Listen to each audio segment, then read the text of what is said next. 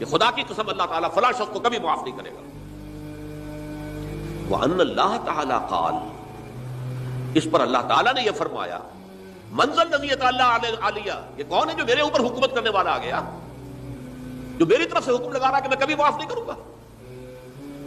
مَنْ ذَا الَّذِي، کون ہے وہ شخص، الَّذِي يَتَعَلَّى عَلَيَّ انی لا اغفر لفلان، کہ میں فلاں شخص کو کبھی معاف نہیں کروں گا، قد غفرت لفلان، اس کو تو میں نے معاف کر دیا، واحبطت عملہ، اس شخص کے تمام اعمال میں نے ضائع کر دیے کہ تم نے میرے بندے کو مایوس کیا۔ یہ ہے جرم کی انکار۔ تو توبہ کی دعوت دیتے رہو، توبہ کے لیے لوگوں کو آمادہ کرتے رہو، توبہ جو ہے اس کے لیے ترغیب دیتے رہو، اللہ تعالیٰ معاف فرمانے والا۔ اب آخری حدیث سنا رہا ہوں، یہ تو بہت ہی عجیب حدیث ہے اور متفق علیہ، یہ بخاری اور مسلم دونوں میں۔ حضرت ابو سعید الخدری رضی اللہ تعالی عنہ جو ہے اس کے راوی ہیں، حضور نے فرمایا، کان فی من کان قبلکم رجل قتل 99 نفسا، تم سے پہلے جو امت تھی بنی اسرائیل، گویا کہ ان کا ذکر ہے، اس میں ایک آدمی ایسا تھا جس نے 99 قتل کیے تھے۔ اب آپ اندازہ کیجئے کتنا بڑا گناہ کبیرہ ہے قتل۔ قرآن مجید میں آتا ہے فکانما قتل الناس جمیعا، اگر ایک انسان کو بھی ناحق قتل کر دیا گیا تو یہ ایسے ہی ہے گویا کہ اس نے پوری نوع انسانی کو قتل کر دیا، اس نے 99 قتل کیے۔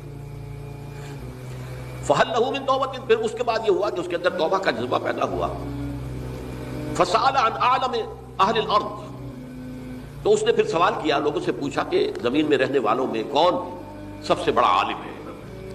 فدل علی راہب، تو اسے بتایا گیا فلاں راہب فلاں جگہ پر ہے، وہ بہت نیک ہے، بڑا عالم ہے۔ فاتاہ، وہ اس کے پاس آیا، فقال انہ قتل 99 نفسا فہل لہ من توبہ، انہوں نے کہا دیکھیے راہب صاحب، میں نے 99 انسان قتل کیے، اب مجھے یہ بتائیے کہ میرے لیے توبہ کا کوئی امکان ہے؟ فقال لا، اس نے کہا نہیں۔ فقتلہ، اس نے اس کو بھی قتل کر دیا۔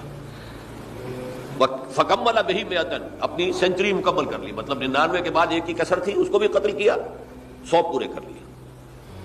ثم سأل عن عالم اہل الارض، پھر اس نے پوچھا کوئی اور کوئی بڑے عالم انسان ہو۔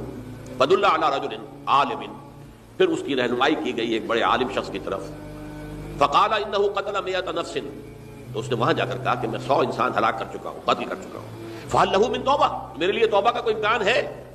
فقال نعم، اس نے کہا کیوں نہیں، 100 قتل کیے تب بھی کیا ہے، توبہ کا راستہ دروازہ کھلا ہوا ہے، ما لم یغرغر، جب تک کہ وہ گھنگرو نہیں بج رہا اس وقت تک تمہارے توبہ کا دروازہ کھلا ہوا ہے۔ پہلے افراد توبہ کریں اور صحیح توبہ کریں۔ صحیح توبہ کیا ہے؟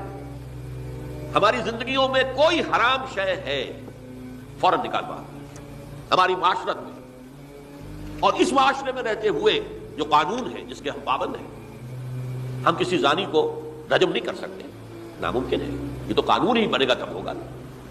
ہم کسی چور کا ہاتھ نہیں کاٹ سکتے، تو قانون بنے گا تو ہوگا۔ تو ہم جن چیزوں پر عمل نہیں کر سکتے قانوناً، ان کے علاوہ باقی پوری شریعت جس پر عمل کیا جا سکتا اس پر عمل پیرا ہوگا۔